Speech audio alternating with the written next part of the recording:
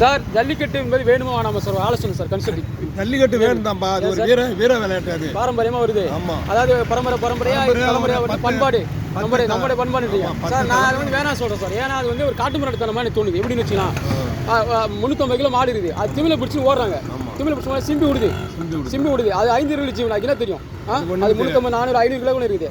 50 kilo தான் வாலிபர் இருக்காங்க. ஆமாம் சார். இல்லை உள்ள அதுனா உடம்புனா இரும்பா, நம்ம வாலிபர் பஸ் இவங்களோட உடம்பு இரும்பான்னு கேட்குறேன். அது தோச்சின்னு போகுது, மேலே ஏறி தோச்சின்னு போகுது. அப்போ அது 5 இருபது ஜீவன் என்ன தெரியும். அது காட்டு தரமாக ஓடும், காட்டு மாடு தரமாக ஓடுது. இப்போ பாம்பை பிடிக்கலாம், புலி சிங்கத்தை அடிக்கலாம், அது உயிர் போயிடும்ல. இது உயிர் போடாது நைஸாக சோல்ற பிடிச்சிங்கன்னா திமில பிடிச்சி ஓடிடலாம் சொல்லிக்கவா. வீர விளையாட்டு தானே. புலி சிங்கம் பாம்பை பிடிக்கலாம் போய் உயிர் போய் கன்ஃபார்மா. ஏன் சார் அப்புறம் ஏன் சொன்னீங்களே மிலிட்ரி ஏதோ சொன்னீங்களே மிலிட்ரியில் போகிறான் உயிரை போகுது, அதுக்கு என்ன பண்ண முடியுங்களா சார். அது வந்து சார் என்ன சொல்றீங்க, அது வந்து 1000 சாவு 100 சாவு நம்ம தாயம் காப்பது கடமையாடுவாங்க. அது மான பிரச்சனை. அது வந்து அத்துமில்ல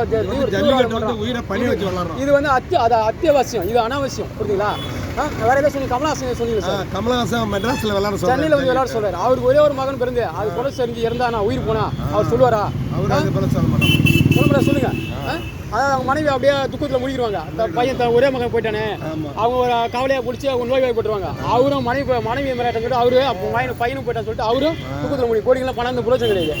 அவர் என்ன சார் சொகுசா வாழ்ந்தவர், கூடு கஞ்சி குடிச்சு கஷ்டப்பட்டு நிலத்தில் வேலை செஞ்சு கஷ்டப்பட்டு வளர்ந்ததுன்னா ஒரே பையனை கஷ்டப்பட்டு வளர்த்துருந்தாரு. அவர் பையனை கிடையாது, அவர் சொல்ல மாட்டார்.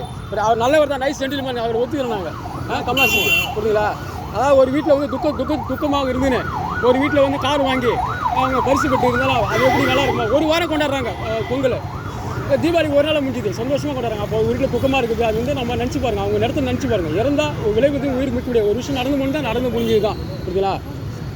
மனிதனோட வெயிட் என்ன ஆகுது. அந்த காலத்தில் இருந்தாங்க 250 300 கிலோ கூட இருந்தாங்க வாலிபர்கள். மனிதனோட வெயிட் வந்து அப்படி இருந்தது. இந்த காலத்தில் வந்து ஒரு 50 கிலோ கெமிக்கல் சொல்லுவாங்க போச்சு. அந்த காலத்தில் வந்து மனிதன் வந்து மாடுகளுக்கு ஈக்குவலான வெயிட்டாக சார் மனுஷன்.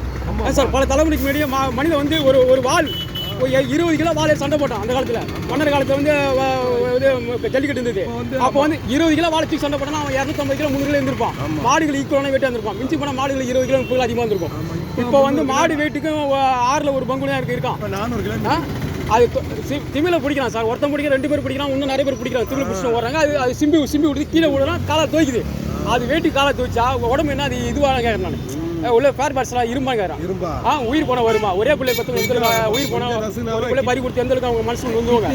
அவங்ககிட்ட கேளுங்க, உயிரை பறி கொடுத்தவங்க சென்னை மதுரையிலேயே வேற எங்கே நடக்குது? எல்லா ஊர்லையும் என்ன ஊர் நடக்குது? எல்லாமே கேளுங்க. ஜல்லிக்கட்டு தேவைன்னு கேளுங்க. வேணா சொல்லுவாங்க. ஒரே பிள்ளை பறி கொடுத்துனாங்க நாங்கள் வந்து உள்ளுக்குள்ள மனசில் அழுது இருக்கும்பா. அது வேற விளையாட்டு. மனுஷன் மல்யுத்தம் பண்ணிங்க. மனுஷனை 50 கிலோ 60 கிலோ மல்யுத்தம் பண்ணிங்க. புரியுதுங்களா. 90 கிலோ மனுஷன் வந்து 50 கிலோ மனுஷனை மோதும் போதே தூக்கி தள்ளி அடிச்சு இந்த மூஞ்சி மகலாம் உடையுது.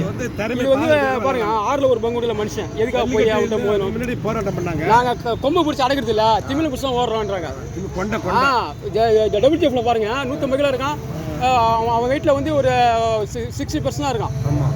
மோத முடியல, தூக்கி அடிக்கிறான், தூக்கி போய் நசிக்கிறான். காலையில் உயிர் போகுது.